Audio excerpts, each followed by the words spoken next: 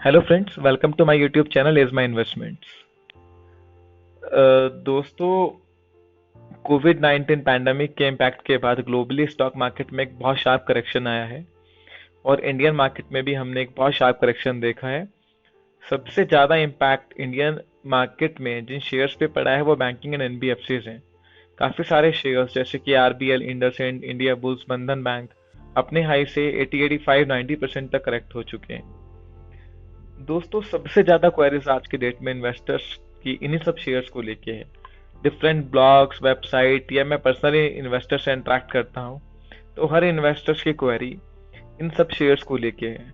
बहुत से retail investor में एक होड़ मची है कि इन सब शेयर्स को ले लिया जाए।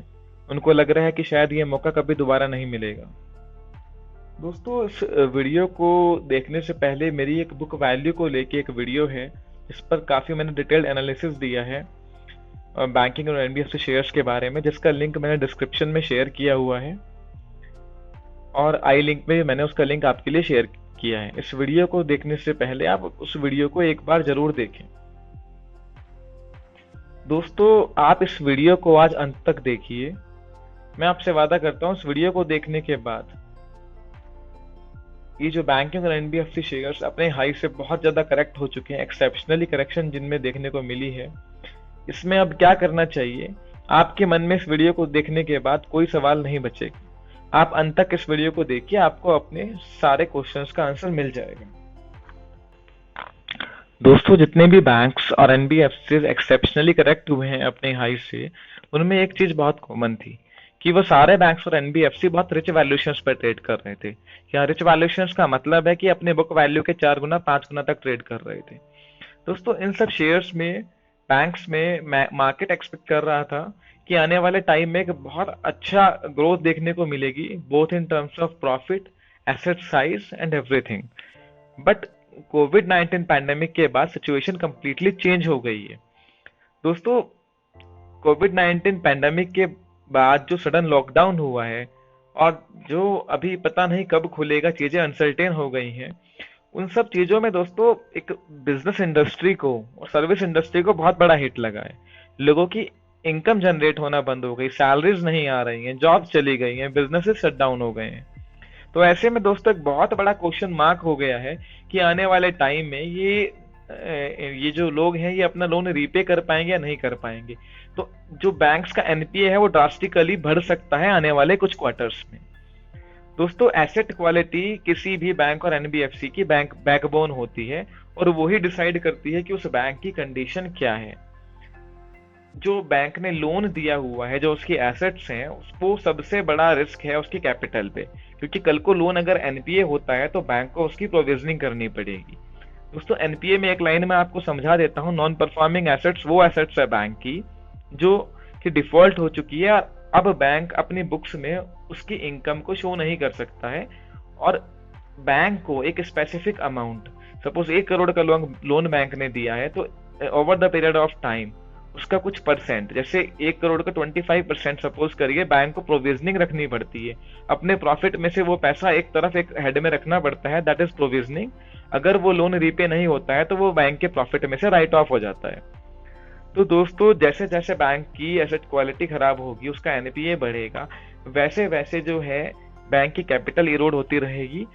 और अगर ज्यादा एनपीए बढ़ जाता है तो उस बैंक की फाइनेंशियल हेल्थ एकदम खराब हो जाएगी और उस पर एक सर्वाइवल इशू आ जाएगा कि वो बैंक कल को सर्वाइव कर पाएगा या नहीं कर पाएगा। जैसा कि आपने यस बैंक और डीएचएफएल के केस में देखा है, क्योंकि बैंक को सर्वाइव करने के लिए कंटिन्यूस इंटरवल में कैपिटल की जरूरत होती है। और जब एनपीए बढ़ेगा, बुक वैल्यू घटेगी, बैंक का शेयर का प्राइस गिरेगा, तो बैंक के अंदर कोई नया इन्वेस्टर नहीं आएगा और वो बैंक और एनबीएफसी कैपिटल रेज नहीं कर पाएगी। और अगर कैपिटल रेज नहीं कर पाएगी तो वो सरवाइव नहीं कर पाएगी। दोस्तों, आप इस चीज को समझने की कोशिश करें, बहुत ध्यान से समझिए कि जब उसके बैंक और एनबीएफसी के एसेट क्वालिटी को लेके एक क्वेश्चन मार्क हो गया हमारे पास में, तो आप करंट में आज के डेट में ये मत देखिए कि वो इतना करेक्ट हो चुका है उसको खरीद लो, वो यहाँ से डबल ट्रिपल हो जाएगा। ऐसा बिल्कुल भी नहीं है। यस बैंक और डीएचएफएल आपके लिए बहुत बड़ा सबक है।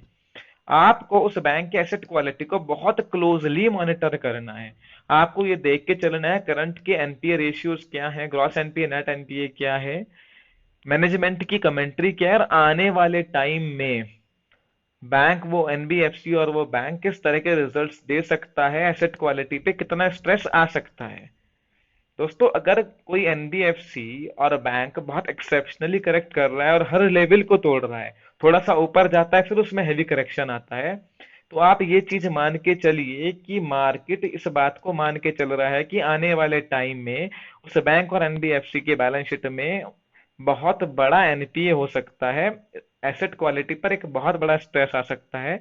ये सब चीजें आप बहुत अच्छे से डीएचएफएल, यस बैंक और सारे प्राइवेट पब्लिक सेक्टर बैंक्स में देख चुके हो।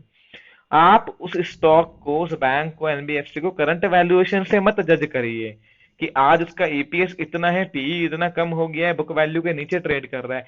जब दोस्तों बुक वैल्यू ही कम हो जाएगी, कल को बैंक लॉस बुक करेगा, कैपिटल इरोड हो जाएगी, बुक वैल्यू भी उसकी घट जाएगी, तो वो बैंक कैसे डबल ट्रिपल हो जाएगा, इस चीज का कॉमन सेंस आप खुद अपने दिमाग में रखिए।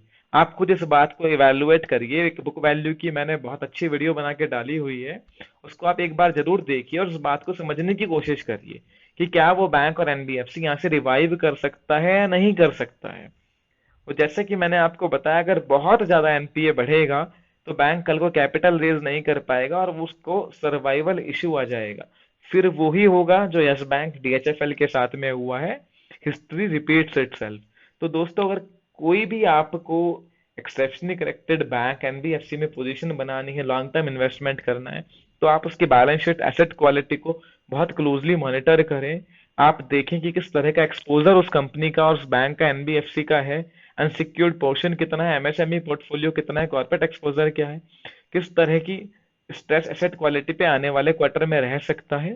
चीजों को एवेलुएट करिए, उसके बाद कोई डिसीजन लीजिए।